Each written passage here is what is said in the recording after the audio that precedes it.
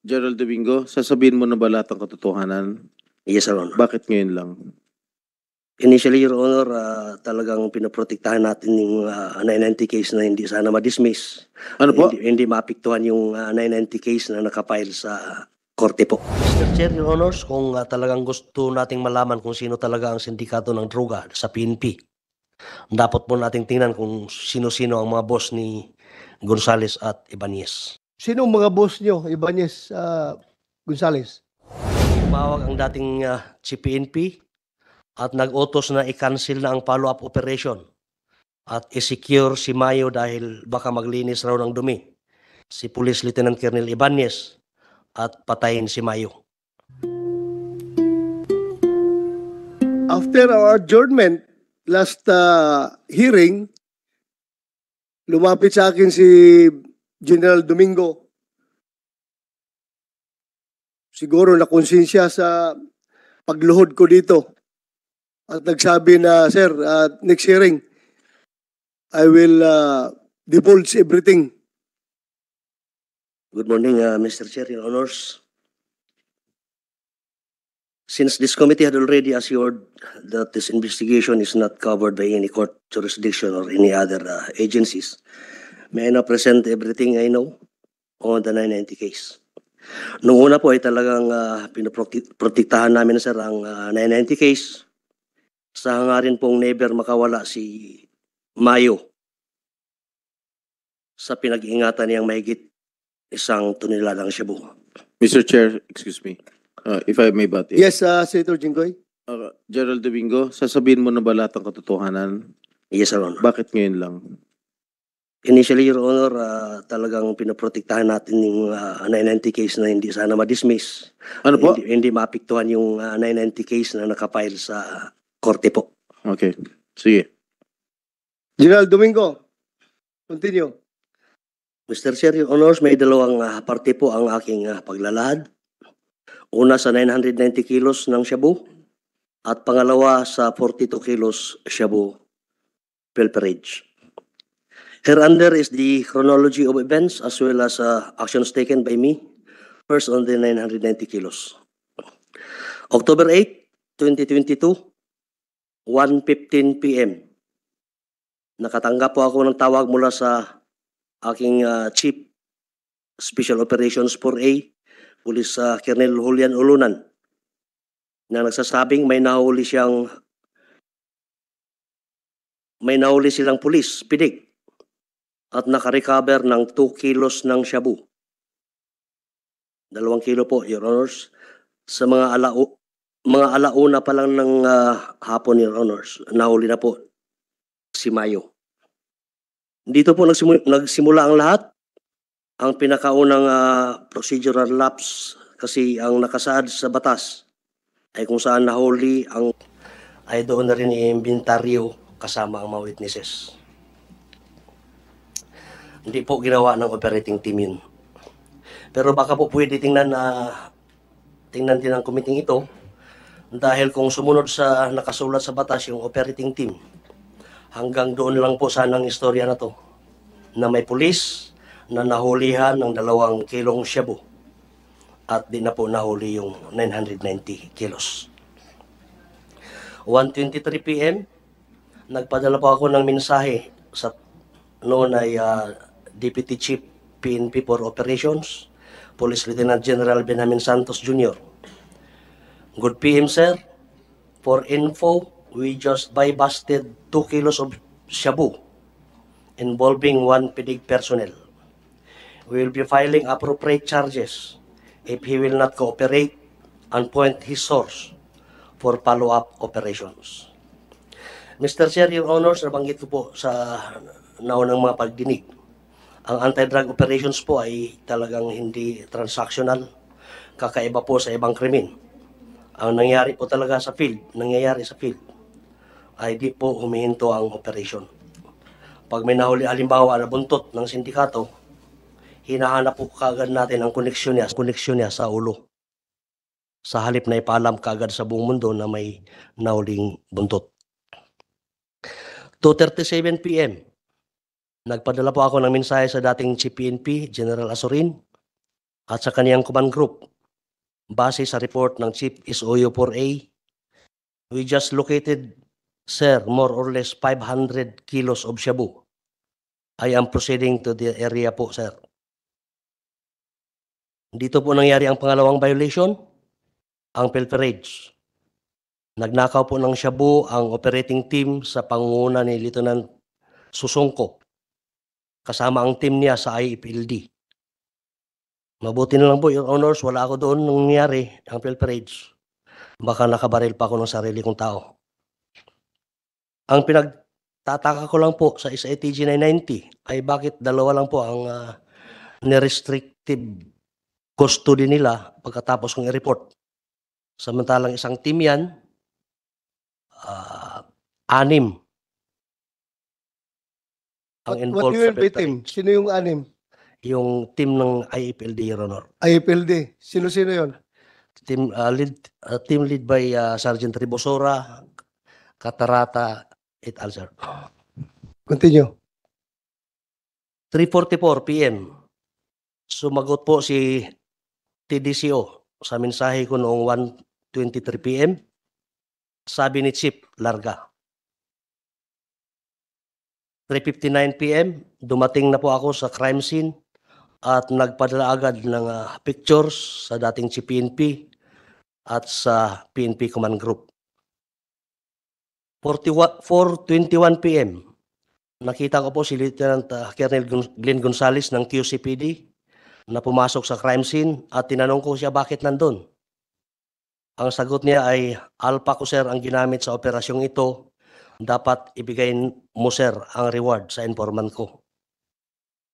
Inamin na po ito ni Lieutenant Colonel Gonzales sa kabilang hearing sir, sa Congress, Your Honors, na kinausap siya ni Sergeant Mananghaya at Ribosora tungkol sa reward money.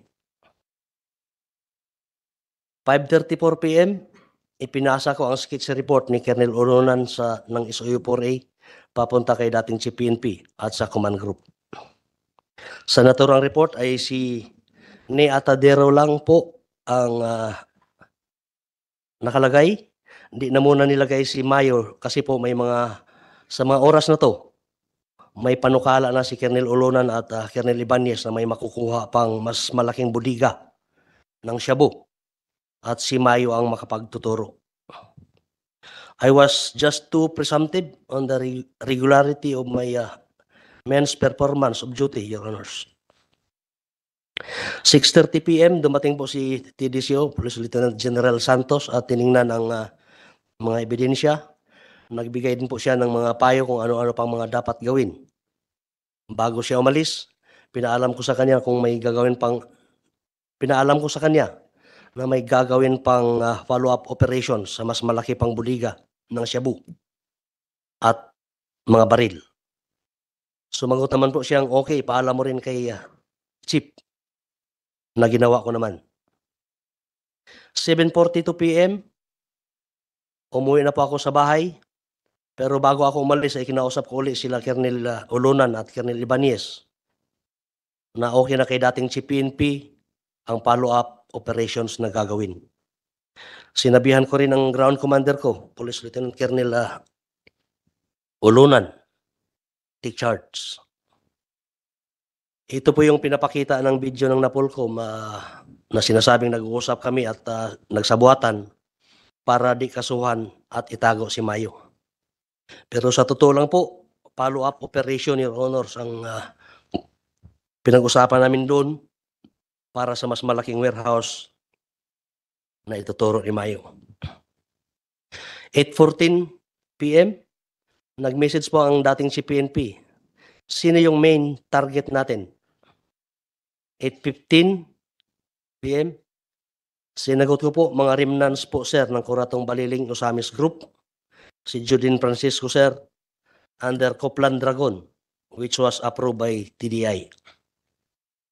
Ako po ay naniniwala, dinahilan lang ni Police Lieutenant Colonel Ibanez ang hiwalay na niyang case operation Plan Dragon. Dahil ito ay overdue na, pero yung budiga talaga ni Gonzales ang gusto niyang ilaglag. Dahil nilaglag nga na rin naman ni Gonzales ang bata niyang si Mayo. 8:25 PM, sumagot po ang dating si PNP. My guidance dyan is we file the case pa rin. Siguraduhin ninyong makuha yung main target. What do you mean by you file the case pa rin? Against whom? Kakasuhan pa rin po si Sergeant Mayo, sir. Continue. 9:32 PM, tumawag ang dating Chief PNP at nag-utos na i-cancel na ang follow-up operation at i-secure si Mayo dahil baka maglinis raw ng dumi si Police Lieutenant Colonel Ibanez at patayin si Mayo. 9:34. So what do you mean by that? Nagdududa na si Chief PNP na kakatayin si Mayo ng kanyang boss na si Ibanez? Yes, Your Honor, ang nasa isip ni Chief PNP is baka maglinis daw ng dumi si Ibanez at patayin niya si Mayo. Continue. 9:34 PM, tinawagan ko kaagad si Police Lieutenant Colonel Ibanez at sinabihan ang utos ni Chief na huwag nang gamitin si Mayo. Tinawagan ko rin kaagad si Colonel Ulunan na sunduin kaagad si Mayo. 10:44 PM, tumawag si Colonel Ulunan at nagsabi na nasa kanya na si Mayo doon sa crime scene. Kung ano na mga aktual na nangyari sa crime scene, Your Honors, umpisa nung umuwi ako at 7:42 PM, ay wala na po akong personal knowledge. Si Colonel Ulunan na po ang naiwan sa crime scene. Mas maganda siya na po ang magkwento. Again, Your Honors, masyado po akong nagtiwala sa mga taong naabutan ko sa PIDIG. At hindi ko pa sila masyadong kilala. Dahil nung sa operasyong ito, 2 buwan pa lang ako sa PIDIG at that time. October 9, 2022, 12:48 AM. Nag-message si Police Lieutenant Colonel Ibanez ng sketch report na nahuli na si Judin Francisco kasama ang 7 bodyguards. Pero isang baril lang nakuha at wala ang bodega ng droga at mga baril na napag-usapan. 1 AM, pinarwag ko ito kay dating Chief PNP pati sa command group. Mr. Chair, Your Honors, kung may tangka po akong i-cover up kagaya ng pinagsasabi ng marami, ay di ko na sana ni-report ang nahuling 990 kilos ng shabu. At di ko na sana nakasuhan si Mayo at si Atadero. It is a fact that the arrested suspects, caretakers of this 1.32 tons of shabu, were charged in court and up to this moment are in jail. As to the differences of timeline surrounding the 990 kilos case, what mattered most to me at that time was that cases had been filed against the caretakers of this 1.32 tons of shabu. Yung sinasabi na meron pa rin nakawan bandang 5:00 ng hapon habang nandun na ako at ay di ko na po alam yun. Pero pwedeng mangyari yun habang ako'y nasa second floor ng building. Inamin naman ni Major Salmingo sa House of Representatives hearing. Sa tingin ko po, mga personal belongings ni Mayo mga yun. Where is Salmingo? Upo ka dito.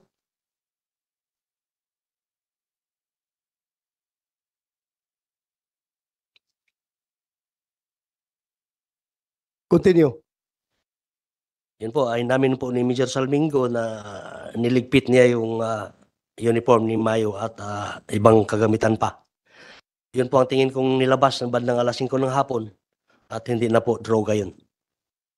Please take note, Your Honors, Deputy po ni Ibanez, si Major Salmingo. Sandali I would like to acknowledge the presence of Senator Bong Revilla. Thank you, Your Honor. Please continue. Please take note, Your Honors, Deputy ni Ibanez, si Major Salmingo. Kaya para di sila sasabay at pare-pareho, pilit nilang tinitwist ang katotohanan. At ako pang tinuturo ni Major Salmingo na nag-utos daw sa kanya, samantalang di ko pa masyadong kilala. Your Honors.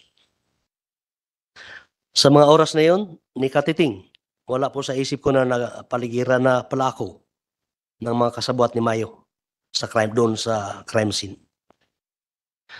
Doon po sa sinasabing report na ginawa pang arresting officer si Mayo at kay Judin Francisco na may kaakibat pang recommendation para sa award, hindi po ako ang nakapirma doon sa report na yon, si Colonel Ibanez po.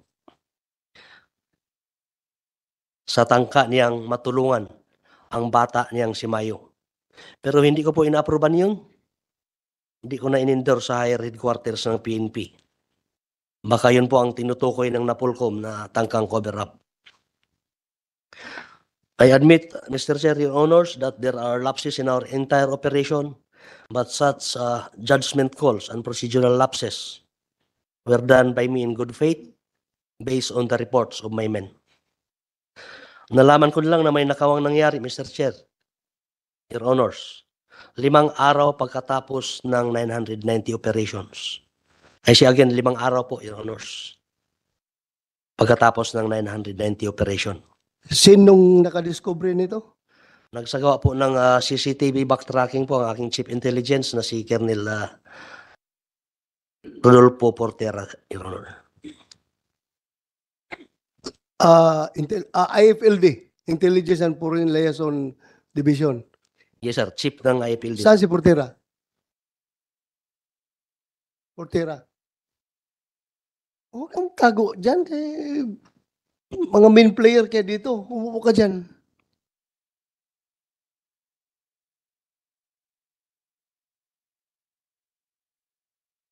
Before you continue, Portera,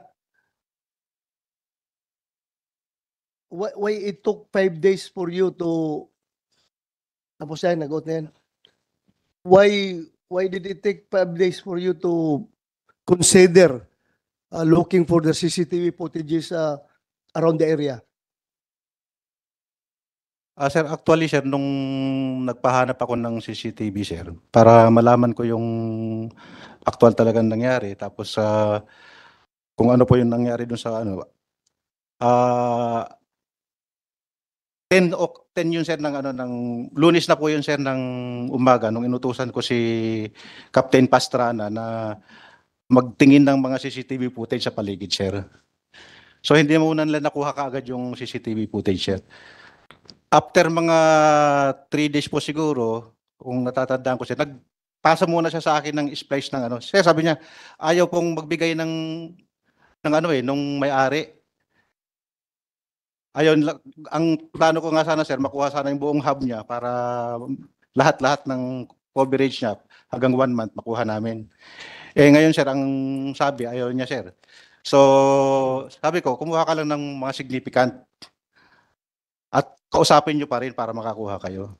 So, nung makuha po namin yung unang splice sir, na may nagkakarga, yun ang nireport ko kay Sir Domingo sir. Yun ang una Thank po. you. Continue, Domingo. Very unfortunately, sa halip po na mga suki ng WP Lending ang makita ng IFLD, yung pulis po na nagnakaw ang nakita namin. On the 42 kilos of shabu, pilferage, hereunder is the chronology of events as well as the actions taken by me. On October 14, 2022, at around 6 p.m., Colonel Portera, the Chief IFLD of PIDEG, reported to me that he was able to get splice videos where 990 kilos were seized. It was found out that some PIDEG operatives took suitcases out of the crime scene. I directed him to identify the people involved since the splice video was blurred and the persons wore hats or masks. On October 15, 2022 at about 9:18 a.m., Police Colonel Portera confirmed that more or less 30 kilos of shabu were still with the team of Sergeant Ribosora. I directed him immediately to recover the items by all means. At 1:26 p.m., Police Colonel Portera reported that after speaking with Sergeant Ribosora, 2 sealed suitcases were already in his custody. They were left in front of the PCBI building near Camp Crame, as pointed by Sergeant Tribusora to the duty officer of the day, Police Lieutenant Taylor, placed inside a blue Chevrolet sedan with plate number WD 5028 with nobody inside the car. At 7:44 p.m., I instructed Police Colonel Portera to give my personal number to Sergeant Tribusora. At 8:04 p.m., a message from a number 0927-543-6843 was received by me saying, "Sir, magandang gabi po. PSMS Tribusora po, sir." Then another message came saying, "Tawag po ako, sir. Pinapatawag ako ni Sir Portera po sa inyo, sir." I and Master Sergeant Tribusora talked for 27 minutes, Your Honors. And he revealed, among others, that he and his team had been working under Police Lieutenant Colonel Glenn Gonzales when the latter was still their boss at IFLD. He alleged that when he heard about the suitcases taken by his team, he immediately ordered his men not to touch it and found out it was not only 30 kilos, but 42. He further alleged that it was Sergeant Lorenzo Catarata who put the 2 suitcases in his personally owned car, and further elicitation revealed that Lieutenant Colonel Gonzales separated ways with Police Lieutenant Colonel Ibanez, since Ibanez did not want to turn over his Chinese informant to PDEA, and that Police Lieutenant Colonel Gonzales was working with the Regional Director of PDEA NCR at the time. Pakiulit mo yung statement na yun. Ulitin mo. Para maklaro. He further alleged that Sino nagsabi yan? Tribusora. Si Tribusora, Your Honor. Yes. Sige, continue.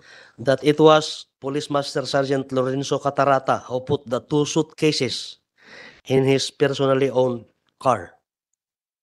Further elicitation revealed that Police Lieutenant Colonel Gonzales separated ways with Police Lieutenant Colonel Ibanez, since Ibanez did not want to turn over his Chinese informant to PDEA, and that Gonzales was working with the Regional Director in CRPDEA at the time.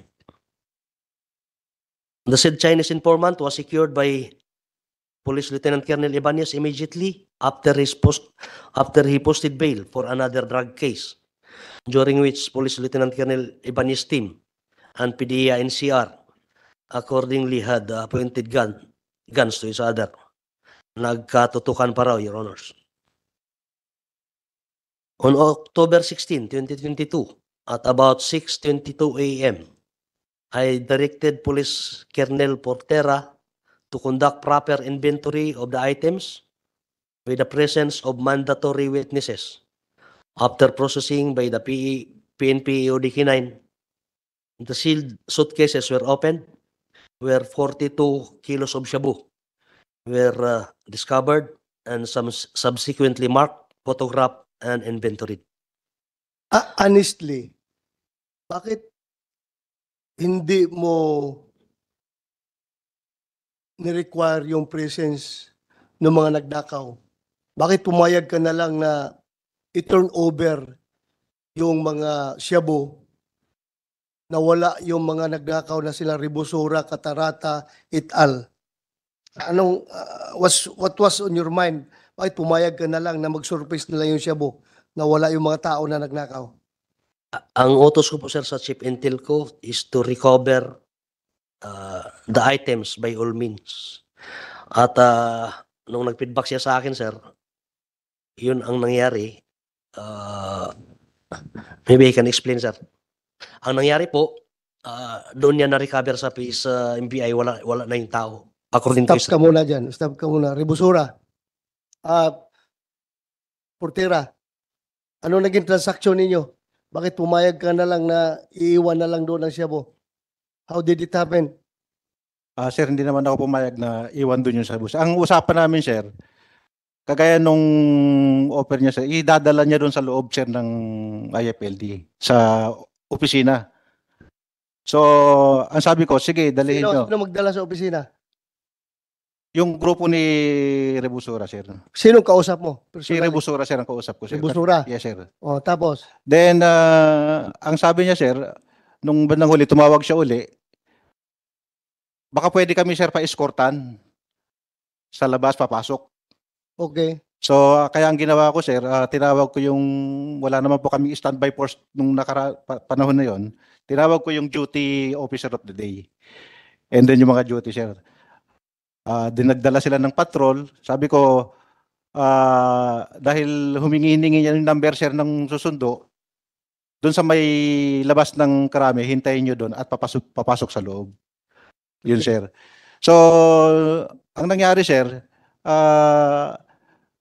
tinawagan daw niya di umano, sir, si Police Lieutenant Taylor, tapos pinasunod, sir, sa may PSMBFI. Busit hindi naman nasabi sa akin, sir, ni Lieutenant Taylor na pinasunod sila doon sa PSMBFI. So nung pagdating niya, sir, sa headquarters, nung tanungin ko, nasaan yung mga nag-surrender nito? Si La Rebusura. Wala, sir, hindi sumama. Sabi, susunod na lang daw. Yun ang sabi niya, sir. So kaya hindi, ngayon, sir, pinabalikan ko, wala na kaming nakita, sir. So, ganun kadulas yung mga tauhan mo. Tauhan mo yun eh. IFLD yun, di ba? Sila Rebusura. So, ganun kadulas yung mga tao mo. Ha? Palaging one step ahead sa'yo. You are the commander. Sige, continue. General Domingo. On the other hand, Mr. Chair, kung sa tingin ko lang po, kung pinasamahan ni Colonel Portera yung mag-escort ng maraming pulis, siguro hindi na natin na-recover itong 42 kilos, Your Honor. Kasi yun nga po, they are very, yung involved dito ay very seasoned anti-drug operatives. At 5:09 p.m., the inventory was completed. The undersigned thereafter instructed Colonel Portera and Police Colonel Ulunan, the Chief of SOE4A, to coordinate with the PNP Forensics Group for the conduct of qualitative tests and for safekeeping. On October 17, 2022, at about 9 a.m., the 42 kilos of shabu were properly turned over to the PNP Forensics Group. At 4:30 p.m., Police Colonel Portera conducted personnel accounting of his division, and it was found out that 7 were absent, the team of Sergeant Tribosora and his company. On October 18, 2022, at about 7 a.m., the undersigned requested DPRM to reassign the team of Sergeant Tribosora outside PIDIG for better monitoring and further investigation by the SITG 990. At 6:30 p.m., the revelations of Sergeant Tribusora were converted into an affidavit with the assistance of a PNP lawyer.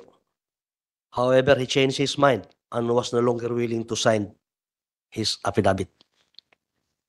Mr. Chair, Your Honors, kung talagang gusto nating malaman kung sino talaga ang sindikato ng droga sa PNP, dapat po nating tingnan kung sino-sino ang mga boss ni Gonzales at Ibanez. Naabutan ko lang po sila sa PIDIG at 2 buwan pa lang ako nang nakuha itong 1.032 tons ng shabu. Sandali mo lang. Sino ang mga boss nyo, Ibanez Gonzales? Sino tinutukoy ni General Domingo na mga boss ninyo? Good morning, Your Honor. Hindi ko po alam kung ano po yung sinasabi niyang boss, pero kung tinutukoy niya po yung mga direktor ng PIDIG, marami po ako naging direktor po ng PIDIG. Umpisan po kay General Ferro, kay General Karamat, kay General De Leon, General Medina, General Lee, then General Medina, and General Peralta. Yun po yung mga naging director po ng PIDEG bago po ako umalis ng PIDEG. Sana. Sa lahat ng direktor ng PIDIG ngayon, sino ang pinaka-boss mo? Your Honor, halos naman po lahat sa kanila, nagtrabaho naman po ako. Ang pinakamarami ko pong accomplishment is yung time po ni General Karamat. Sumunod po ako kay General Medina nung tapos na po yung... Huwag na magtanong ng accomplishment. Yung pinaka-boss mo dun sa kanila, may bigay ka pangalan? Halos po lahat po, sila po naging boss ko. Okay, malalaman natin yan. Yes, Your Honor. How about you, Ibanez? Sino pinaka-boss mo? Good morning, Your Honor. Wala naman pong pinaka-boss, Your Honor. Lahat po sila boss ko. Kasi po, hindi ko po tinitingnan kung sino yung director. Basta nagtatrabaho lang po ako kung nandyan ako sa... Okay. Senator Bong Revilla, you have the floor. General Domingo, sino yung tinutukoy mong boss nila? For you to say that, meron kang alam. I am referring to their boss, Your Honor.